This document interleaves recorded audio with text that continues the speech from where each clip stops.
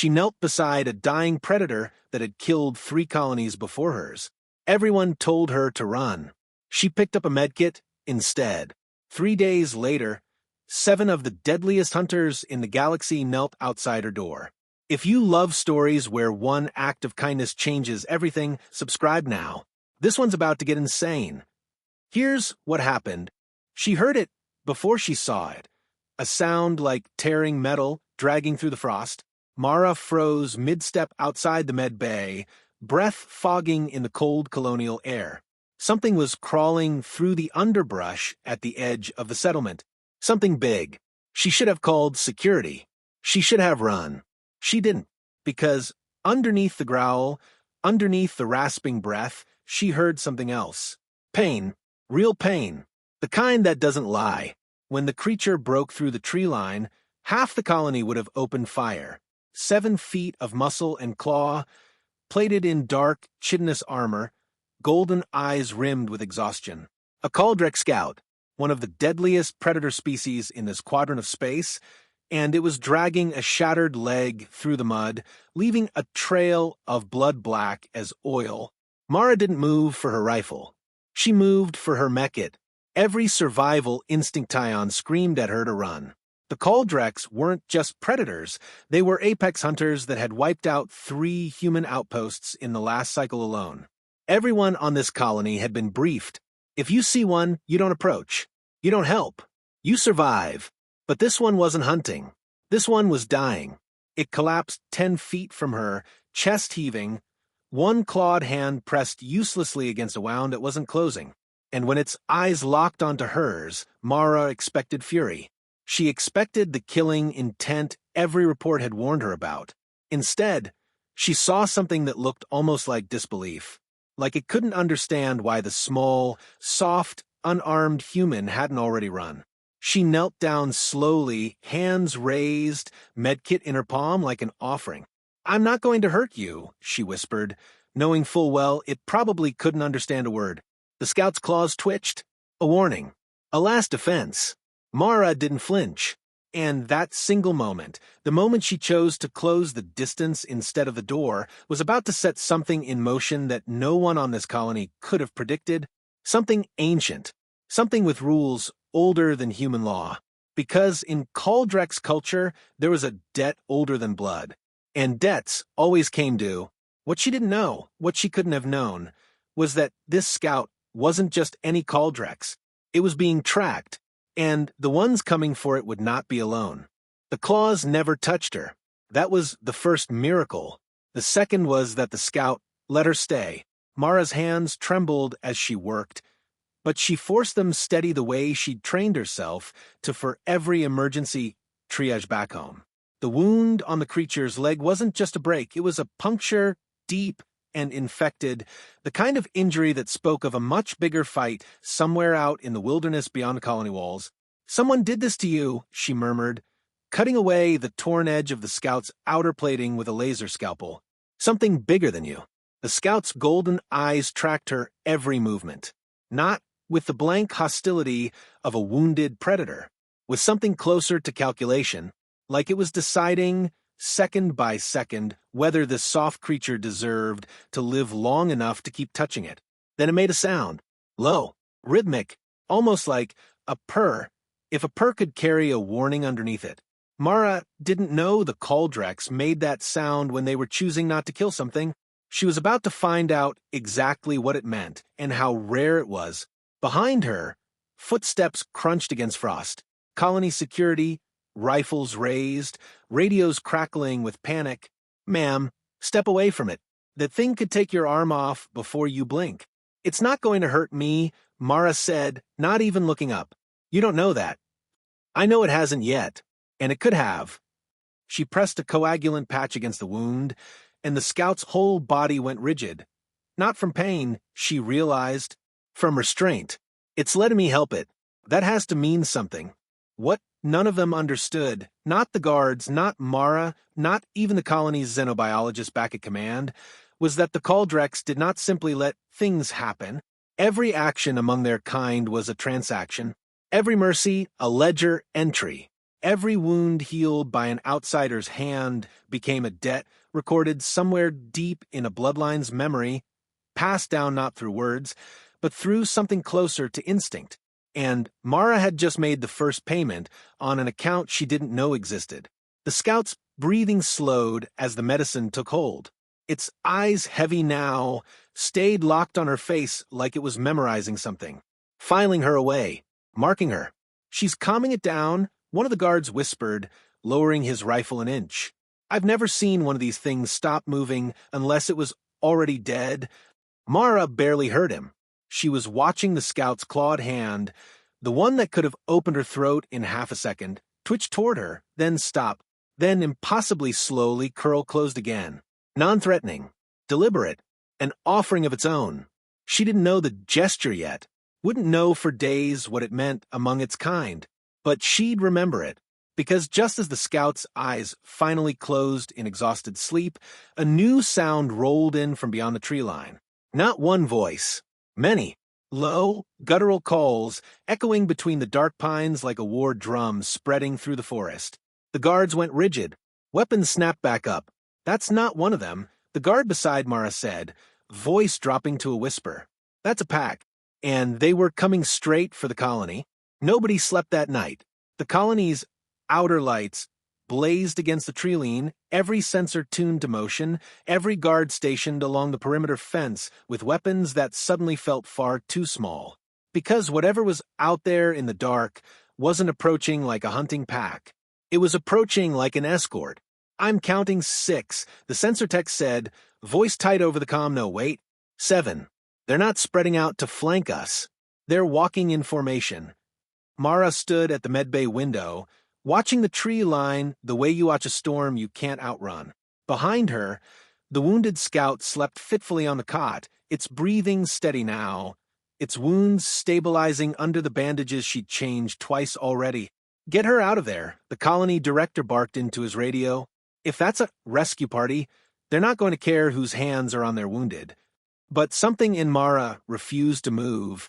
Call it instinct, call it stubbornness, call it the same thing that had made her kneel in the mud instead of running for the door. She'd started something when she picked up that medkit, and some part of her, some quiet, certain part, knew that abandoning the scout now would undo whatever fragile thing she'd built. The first shape stepped out of the trees at 0300. It was massive, larger than the scout by nearly 2 feet, its armor plating scarred with the marks of 100 old battles, eyes glowing a deeper, harder gold. Not a hunter, a leader. Behind it, 6 more Kaldrex emerged in perfect silence. Predators that had torn through human defenses on 3 separate worlds now stood at the edge of a colony's fence line and did not attack. They simply waited. "They're not hunting," Mara whispered, pressing her palm against the cold glass. "They're asking." The lead Kaldrex tilted its head, golden eyes sweeping the fence, the guards, the lights, until they landed on the medbay window, on her. For 3 full seconds, nobody breathed. Then the massive creature lowered itself, not in surrender. Something else. Something that made the colony's xenobiologist watching through binoculars from the command tower drop his coffee cup and whisper, "Oh my God, that's a Kaldrex bow." "Hey, what?" the director snapped. "It's not submission," the xenobiologist said, hands shaking as he scrambled for his tablet, flipping through decades of half-translated field reports. "It's acknowledgement. They only do that for..." He stopped. "For what?" Mara asked, though some part of her already dreaded the answer. "For someone who's owed a debt they can't repay in blood." The lead Kaldrex rose back to its full height, and from behind its armored shoulder, it produced something wrapped in dark, woven fiber, carried with a care that seemed almost impossible for claws built to kill. It began walking toward the fence. Alone, unarmed hands, human weapons, and 7 apex predators were about to occupy the same 20 feet of frozen ground, and whatever was in that bundle was about to change everything the colony thought it understood about the creatures beyond their walls.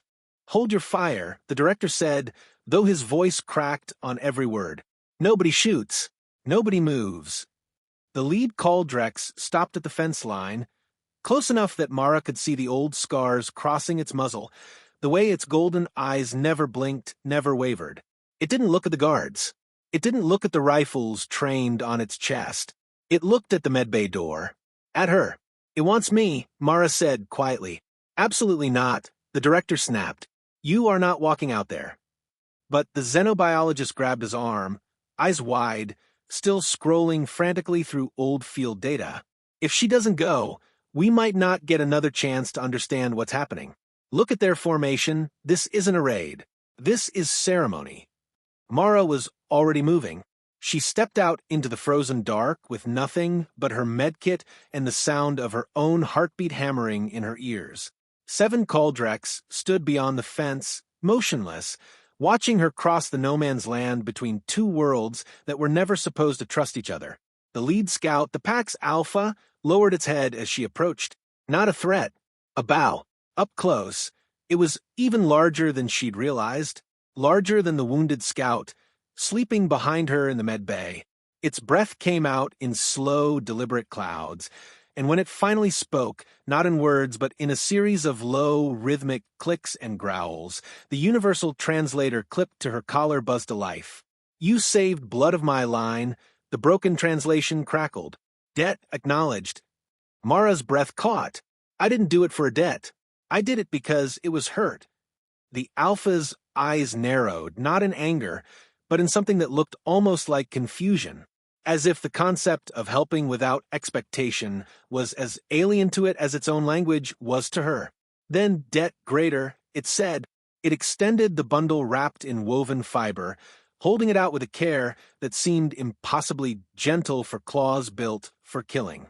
Mara hesitated only a second before taking it, feeling the weight shift in her hands. Heavier than it looked, wrapped tight, secured with strands of something that glimmered faintly even in the dark. "What is it?" she whispered. The Alpha didn't answer. Instead, it took one step back, and the entire pack lowered their heads in unison, the same gesture the xenobiologist had called impossible to earn. "Tribute," the translator buzzed. "For Healer of Scout. For she who did not run." Behind her, Mara heard the medbay door creak open. The wounded scout, her patient, had dragged itself upright, leaning weakly against the frame, watching the exchange with tired golden eyes. And then it made a sound Mara hadn't heard from it before. Something warm. Something almost like relief. The pack's heads all turned toward the sound at once, and for the first time since they'd emerged from the trees, every single one of them relaxed. Shoulders lowering. Claws unclenching. Their scout was alive. Their debt was real. And now, standing in the space between 2 impossible truths, Mara realized the woven bundle in her hands wasn't just a gift. It was a message, one that the rest of the galaxy, human and Kaldrex alike, was about to hear loud and clear. Because what she was about to unwrap wasn't tribute for a single healed leg. It was a declaration. Mara's fingers found the edge of the woven fiber and pulled. The wrapping fell away, in layers, dark, oiled thread unraveling like something ceremonial, something that had been tied and retied 100 times before it ever reached her hands. And beneath it, a shard of black crystalline stone, veined with faint golden light, humming faintly against her palm like it was alive. The xenobiologist's voice cracked through the comm from the command tower. "Don't touch the veins. That's a Kaldrex bloodstone. I've only ever read about these in fragments of old field reports. They're not gifts. They're..." Marker, the Alpha's translated voice cut through the cold air, low and final. "Bloodstone marks pack debt. Whoever carries this is under pack protection. Forever." The guards behind the fence went utterly silent. "Protection," the director repeated slowly, like the word didn't fit in his mouth. "From an entire species that's wiped out 3 colonies? Not species," the Alpha corrected, golden eyes sweeping over the humans with something that might have been the Kaldrex equivalent of contempt. "Pack. Our pack. She healed our blood. She is owed. She is kept." Mara looked down at the stone glowing faintly in her palm, then up at the wounded scout still leaning in the medbay doorway, the one whose life she'd saved without a second thought, without knowing it would ripple out into something this enormous. "I didn't do this for protection," she said quietly. I did it because no one else would. The alpha tilted its massive head, studying her the way a predator studies something it's never encountered before. Not prey, not threat, but something entirely new. That, it said, the translator crackling on the word, is why debt is real. One by one, the pack turned and melted back into the tree line, their massive forms vanishing into shadow as silently as they'd arrived, leaving behind only footprints in the frost and a stone that pulsed faintly against Mara's skin like a second heartbeat. The wounded scout was the last to go. It paused at the edge of the light, looked back at her one final time, and made that same low, warm sound she'd heard in the med bay, the sound the xenobiologist would later confirm meant something no human word could fully translate. Something between thank you and I will remember. Then it, too, disappeared into the dark. The colony stood frozen for a long moment after the last Kaldrex vanished, rifles slowly lowering, breath fogging in the silence. The director finally turned to Mara, staring at the glowing stone in her hand like it might detonate. "Do you understand what you just did?" he asked. "You didn't just save one creature's life. You just made first contact with an entire predator species on their terms, because you chose compassion when everyone else chose fear." Mara looked at the stone, then at the empty tree line where 7 apex predators had knelt for a single unarmed woman with a medkit. "I didn't choose anything," she said softly. "I just couldn't walk away from something that was hurting." But somewhere out in that dark forest, an entire pack now carried her name in their bloodline's memory. A debt paid in trust, in protection, in a bond that would outlast treaties, borders, and fear itself. And as the golden light of the bloodstone pulsed once more in her palm, Mara realized this wasn't the end of something. It was only the beginning of a story the galaxy would be telling for generations.